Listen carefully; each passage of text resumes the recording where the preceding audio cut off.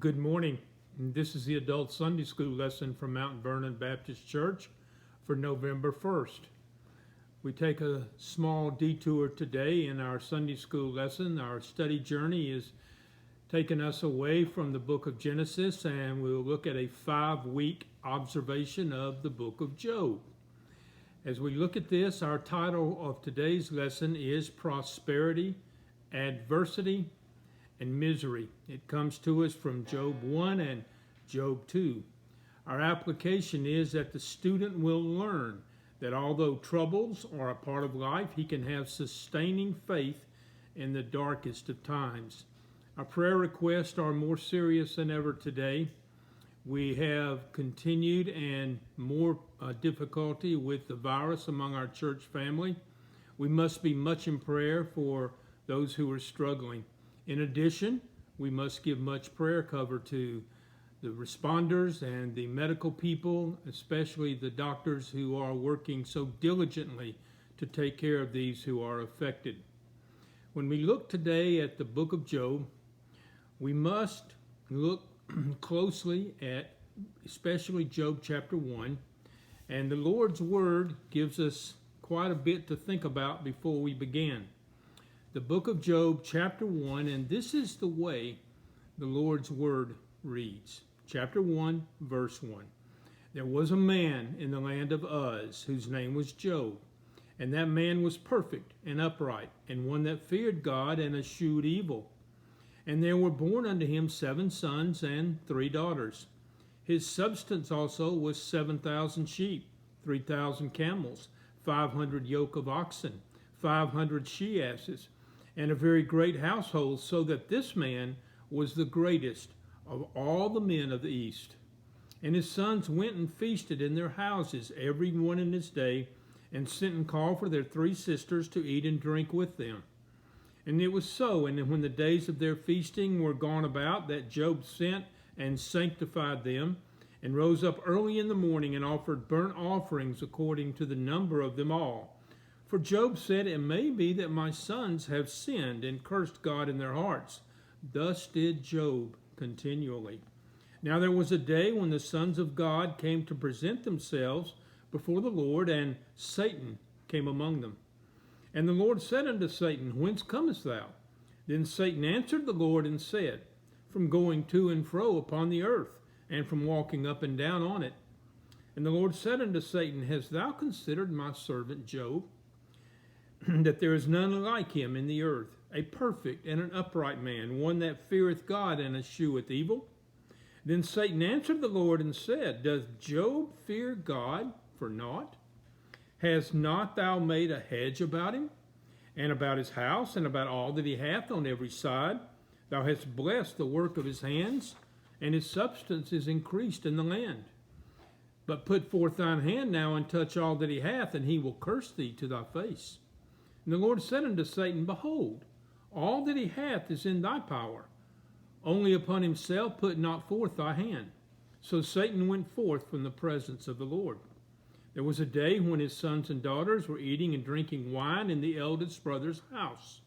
There came a messenger unto Job and said, The oxen were plowing, and the asses feeding beside them, and the Sabaeans fell upon them and took them away.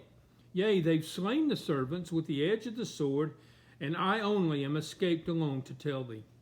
While he was yet speaking, there came another and said, The fire of God is fallen from heaven, and hath burned up the sheep and the servants, and consumed them, and I only am escaped alone to tell thee. While he was yet speaking, there came also another and said, The Chaldeans made out 3 bands, fell upon the camels, and have carried them away. Yea, and slain the servants with the edge of the sword, and I only am escaped alone to tell thee. While he was yet speaking, there also came another and said, Thy sons and thy daughters were eating and drinking wine in their eldest brother's house. Behold, there came a great wind from the wilderness, and smote the 4 corners of the house, and it fell upon the young men, and they are dead. And I only am escaped alone to tell thee. Then Job arose, rent his mantle, shaved his head, and fell down upon the ground and worshipped, and said, Naked came I out of my mother's womb, and naked shall I return thither. The The Lord gave, the Lord hath taken away. Blessed be the name of the Lord. In all this Job sinned not, nor charged God foolishly.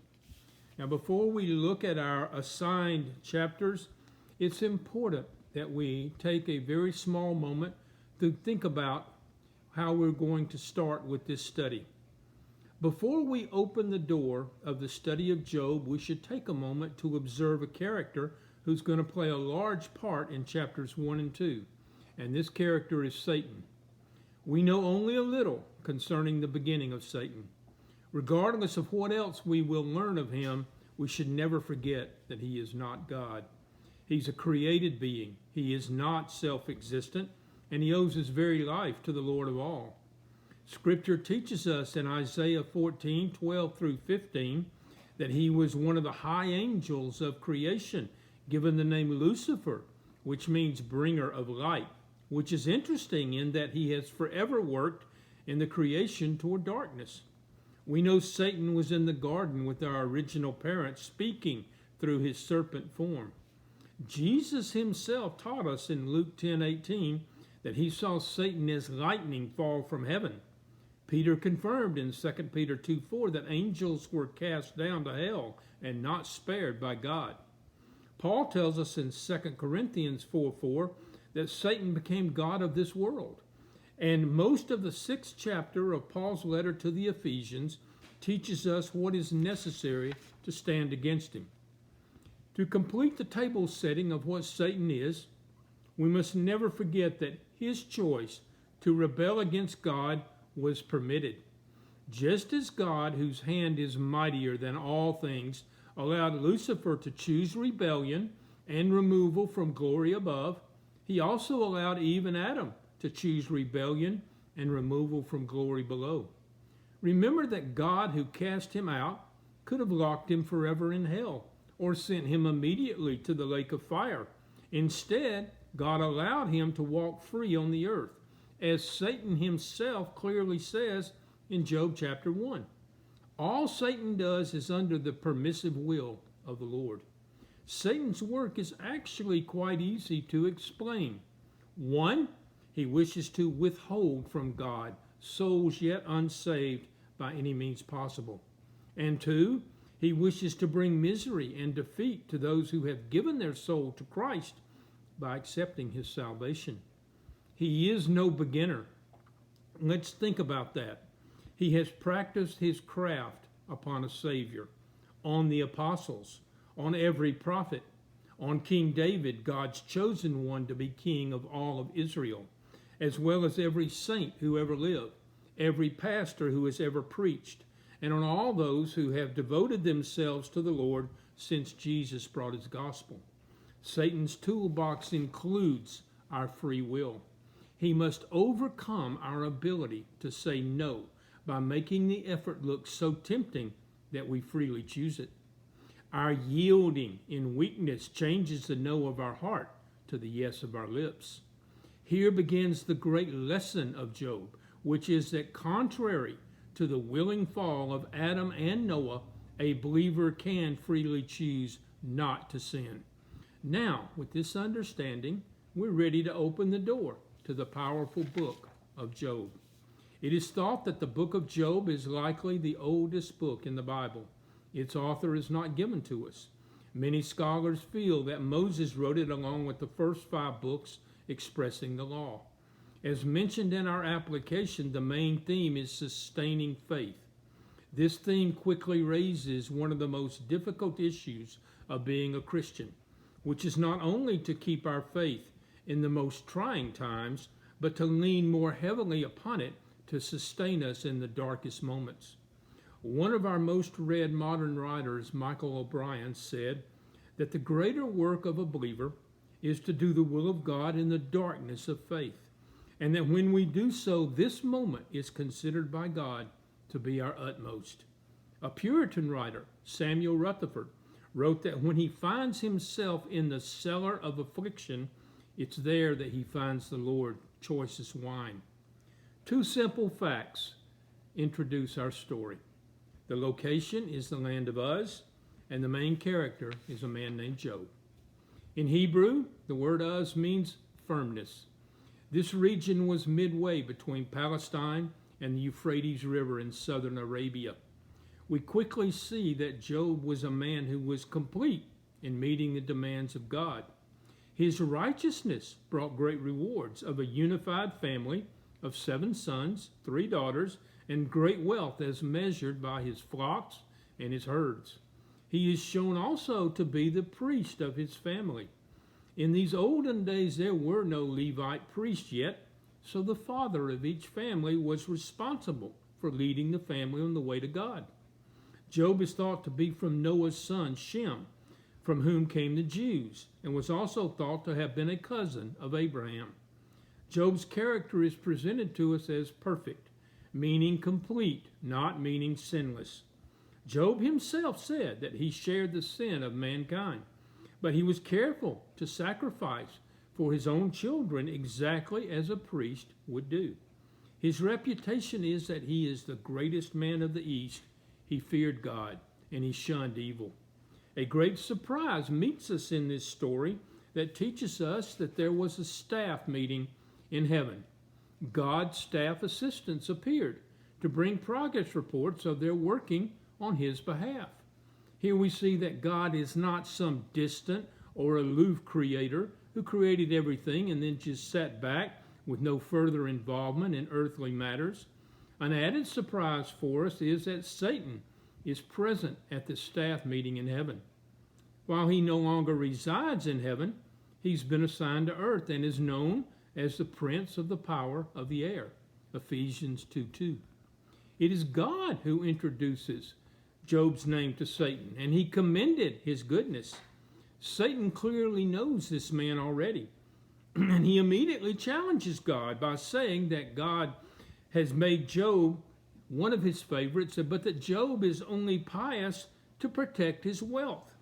Satan says God has placed a hedge around the man to keep him faithful, and if he is allowed to penetrate that hedge, Job will curse God to his face. Satan dares God to place Job within his own power. God takes the challenge, but he sets limits on what Satan may do. Here is one of the most profound teachings of all of Scripture. Satan is allowed to do evil work, even among God's people, but there are always limits on his efforts. God sets these limits himself. Now, natural calamity begins under the power of Satan. Job loses his wealth and his children. Yes, all 10 children were killed. But in proof that his faith is not dependent on his wealth or the blessing given in his family, Job does not turn from God, but actually praises him. Satan persists, and when he returns to the presence of God, he challenges God once more. He says that his effort was not successful because God did not allow him to touch Job himself. Satan uses a very interesting phrase here when he says skin for skin, meaning that harming Job himself will turn him against God. God again accepts the challenge and allows Satan to act against Job personally, but once more he sets a limit that Satan may not take Job's life. Now Job is plagued by boils and sores from head to foot. Some scholars of early writings say that this was a form of leprosy. Now Job is urged by his wife to simply curse God and die. Here we hearken back to our study in Genesis 3, when God himself said that Adam's first great sin was hearkening to the voice of his wife rather than to the voice of God. Genesis 3:17. Job clearly knew of this lesson, and he did not repeat it. He tells his wife that she's foolish, and he reminds her that we receive good things from God. So we should also know that evil also may be upon us from him. Job 2:10. In both the afflictions, Job did not charge God, nor did he sin with his lips. His faith sustained him through these darkest times. In these verses, we are given a glimpse of the governance of God over his entire creation. We're given a glimpse of the relation between God and Satan. even after Satan's fall from his high position as the most beautiful of all angels. God governs by the use of sons of God who do his bidding and report to him. These are watchers, as described for us in Deuteronomy 4:13, Deuteronomy 4:17, and Deuteronomy 4:23. These are also protectors, as described for us in Zechariah 1:10. God pays close attention to his universe, and he guarantees its moral order. Later in Job, this fact will become a matter of bitter debate between Job and his friends, but for now, it is simply a given. God's creatures who meet with him have the ability to challenge him and even rebel against him, with the proof of this being Satan himself. God is not threatened by such things, and this passage proves that he retains full control over every part of his creation. He rejoices over his own, and it pleases him to commend the virtue of Job to Satan. While the God of Job is sovereign over the earth, he is not so distant that he does not govern. He is not so powerful that he does not allow freedom, and he is not so independent that he does not care. Satan, while challenging the Lord, is careful to demonstrate his subjection to God. When God asks where he came from, he answers that he goes to and fro on the earth, walking back and forth on it. What is he? He's a vagabond creature, cursed by God in Genesis 3. And he scoffs at God's description of Job by asking, does Job fear God for nothing? He is saying that God has made Job prosperous, and if you take away his prosperity, his righteousness will also disappear, and it'll turn to bitterness. He implies that God needs Job to love him, and that God buys the love of Job by arranging wealth for him. If this were true, then God is not sovereign. He would only be a merchant, trading grace for love in return. Satan is insolent to God, daring God to stretch out his hand against Job. God's acceptance of the two challenges from Satan are not a whimsical acceptance of Satan's dares. God is willing to accept these challenges and to give Satan some leeway because of his decision in the sixth day to give man free will. Here again, he is willing to give man the freedom to choose good or evil, and thereby to either love or to reject himself.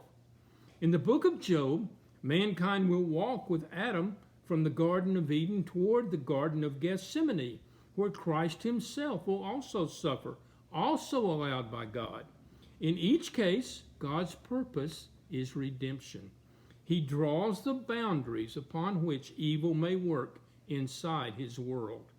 To preserve free will, God permits evil to exist within clearly defined limits until the judging of the world by his Messiah, when man will forever be freed from all suffering. First, God puts all that Job has in the hands of Satan to harm or even destroy it. And then secondly, he puts Job himself in the hands of Satan to afflict, but not to destroy. Are we beginning to see the mind of God here in these verses? We must look closer at the heart of Job, which was already known by God. God said that he was blameless and upright, one who fears God, shuns evil. Now we see the quality of his heart and the spirit even in the midst of this terrible personal calamity. Job had already shown his worshipful recognition of God as giver of all things, as well as his concern to seek God's face for Job's own children by sacrificing for them just in case they may have forgotten to do so for themselves. By his heart and his actions, Job has remained in service and prayer and action for his Lord. Later in the middle of the book, Job will say that even if God were to slay him, he still will bless his name. Here is the picture of the entire gospel as we see the full surrender of a human heart and a human life to God. Tragedy has revealed the inner spirit of the man. In prosperity and happiness, he praised God. In abject poverty and covered in disease, he praised God. Satan has met his match, and his name is Job. In one short phrase in Job 2:3, God summarizes all of this event. God speaks to Satan, and here's what he says. You incited me against him to destroy him without cause. Satan was sure that Job valued his possessions and his health more than his love for the Lord. Satan was wrong. Here's the beginning lesson of the book for us.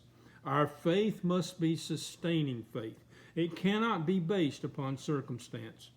Jesus later taught us that all men are subject to both blessing and trouble. Here are his words on this matter from Matthew 5:45. Listen to what Jesus says. That ye may be children of your Father which is in heaven. For he maketh the sun to rise on the evil and on the good, and he sendeth the rain on the just and the unjust. Prosperity and even poverty are experienced by those who are considered good men and those who are considered evil.